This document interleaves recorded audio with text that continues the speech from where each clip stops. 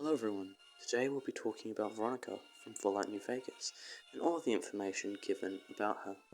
Before we start, I will be talking about the NCR and the Brotherhood of Steel the Mojave chapter, as both the NCR and the Brotherhood of Steel the Mojave chapter are important parts of Veronica's story. I will not be going in depth about these factions, as I plan to make a video about the NCR and the Brotherhood of Steel the Mojave chapter, but I will be giving a brief description in this video for those who are unfamiliar or have forgotten about these factions. The Brotherhood of Steel is a faction dedicated to taking away dangerous technology from those that would use it to do harm on a large scale. Although a noble goal, they decide what is deemed dangerous and will take it from anyone they can. They are also extremely untrusting and even hostile towards those that are not a part of the Brotherhood of Steel. The NCR, or New California Republic, are dedicated to bringing peace to the wasteland, by any means necessary. Now that that's out of the way, let's get on with the video. Veronica was born in 2254, making her 27 during the events of Fallout New Vegas. Both her parents were members of the Brotherhood of Steel. Her mother was a scribe and her father was a paladin. They both died in an unnamed conflict against the NCR. Because of this, Veronica was raised by members of the Brotherhood of Steel. She thought of a certain member, Father Elijah, as her parental figure. Father Elijah took an interest in her education and tutored her throughout her early life. Even as a child, Veronica was quite the tinkerer, but it's because of Father Elijah's teachings that she became so proficient in engineering. Because of these skills, she decided to become a scribe in the Brotherhood of Steel. When Veronica was a teenager, she started dating Christine. Unfortunately for the two of them, many members of the Brotherhood of Steel disapprove of these relationships, as they expect every member to have children because of their low numbers. Eventually, Christine's parents prevailed and she left the Brotherhood of Steel to try to get away from them. Veronica could not convince her to stay, and she would not leave the Brotherhood of Steel. What Veronica didn't know is it was actually Father Elijah that made this happen, using his power within the Brotherhood of Steel to break the two up. What Veronica also never found out is that Christine didn't actually leave the Brotherhood of Steel, but joined the Circle of Steel, a sub-faction of the Brotherhood of Steel dedicated to dealing with internal affairs. Father Elijah butted heads with the Brotherhood of Steel council members all the time, so they got him out of their way by promoting him to investigate the Hoover Dam in Nevada. He then asked Veronica if she would like to go with him to start a new Brotherhood of Steel chapter. Elijah then tricked the council into letting this happen. It is unknown how he did this.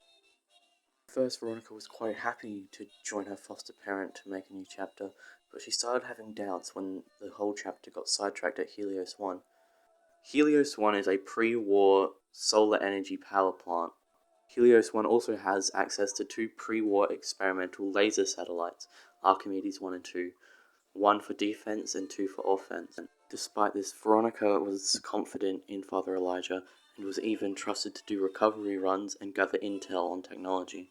But she started to see that Father Elijah wasn't as good of heart as she thought he was, as he never told her why they were gathering this technology or what it was for. Veronica's opinion of Father Elijah would be forever changed when she saw how he reacted to the NCR taking the Hoover Dam. Father Elijah became enraged. It was then that Veronica realized that he did not care about failing the mission, or that the Brotherhood of Steel did not acquire Hoover Dam, but that he himself did not have the power that comes with owning Hoover Dam. Despite her relationship with Father Elijah, she had no real power as she was only a scribe, even in his own chapter of the Brotherhood of Steel. So she watched powerless as the Brotherhood of Steel waged a war against the NCR. Eventually, Operation Sunburst occurred, where the NCR attacked Helios 1, killed many of the members of the Brotherhood of Steel, and took over Helios 1 after the fact.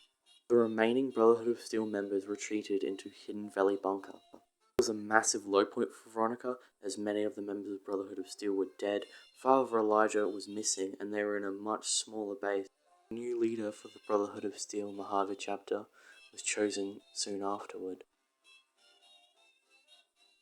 Elder Nolan put the entire bunker on lockdown as to gain strength and hide from the NCR. Veronica had started openly criticizing the politics of the Brotherhood of Steel, and because she was so outspoken and a veteran of Helios 1, the leadership were quite concerned about this. So Elder Nolan and the other bunker heads gave her the job of gathering resources outside of the bunker.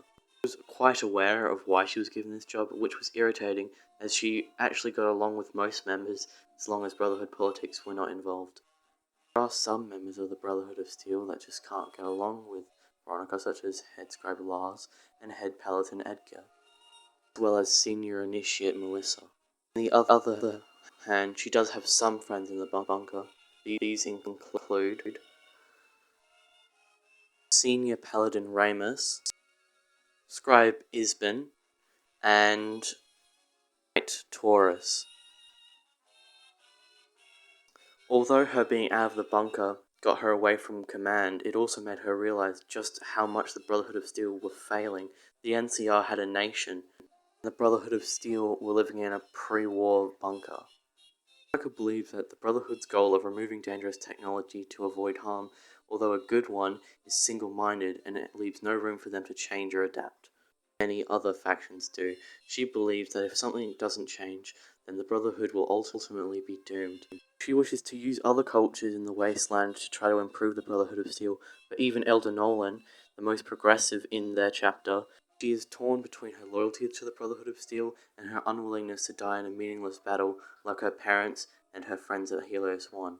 Veronica wishes to use the different cultures of the Wasteland to try to improve the Brotherhood of Steel. But even Elder Nolan, the most progressive in the chapter, it is because of these opinions that she's very close to being banished by the Brotherhood of Steel. She got a delusional sounding letter from Father Elijah saying he found the salvation to the doomed Brotherhood of Steel. It just made her even more convinced that she needs to help the Brotherhood of Steel. She can be found at the 188 trading post in-game, and although her main goal in life is to improve the Brotherhood of Steel, she also has a little personal goal of trying to find a really nice dress someday. But that's everything we know about Veronica from Fallout New Vegas. I hope you guys enjoyed. This video is not super long, but it took a while to make, so I'd really appreciate it if you guys could like and subscribe for more Fallout related content.